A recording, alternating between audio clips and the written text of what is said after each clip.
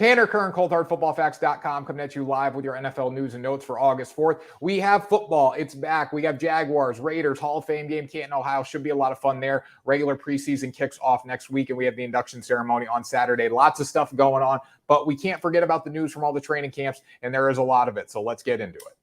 The Deshaun Watson case is an absolute mess right now. Judge Sue L. Robinson suspended Watson for 6 games on Monday for violating the NFL's personal conduct policy. Since he violated that personal conduct policy, the NFL had the right to appeal this, and they did. They waited a couple days and then dropped the hammer. Now, the appeal would end up on Roger Goodell's desk. He's taking the heat off him. He's going to hire a third party to hear the appeal. No extra evidence can be added, only evidence that was used in the original case with Judge Sue L. Robinson to get this process expedited. It doesn't seem like it's going to end anytime soon, though. Obviously, the NFL probably wants to get this done before the season. They're pushing for a lengthy suspension, a long-term suspension, and they don't want Watson anywhere on the gridiron this season. But Watson and the Players Association has the right to appeal this in federal court if it goes in favor of the NFL. So we're just at the beginning of this. Watson could end up playing 4, 5, 6 games and then get suspended. He could be suspended the whole year. Either way, he will miss time for this, and it will be more than 6 games based on what the NFL is going for. We all know when the NFL wants something, they're going to try to go get it, and most likely they will.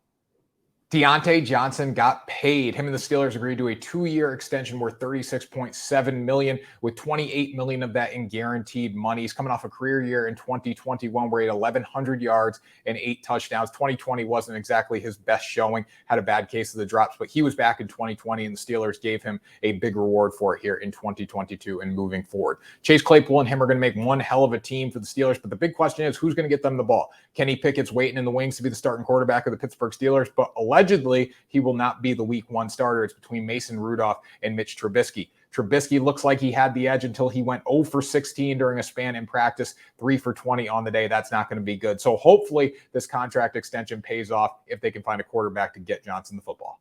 And finally, A.J. Brown spoke to NFL Network on Thursday during their training camp tour, talking about how he was not happy that the Tennessee Titans got rid of him on draft night and sent him to the Philadelphia Eagles. He knows it's a business. Both teams are in line to win their division. Hell, the Eagles might have a better season than the Tennessee Titans, but he still wasn't happy about it. Direct quote here from NFL Network's training camp show. You know it's a business, and I'm not upset about the trade or anything because it's a business. But to be honest, I just didn't appreciate how it all went down, and they just kind of blame me for it. I'm man enough to say that. However, people may take it.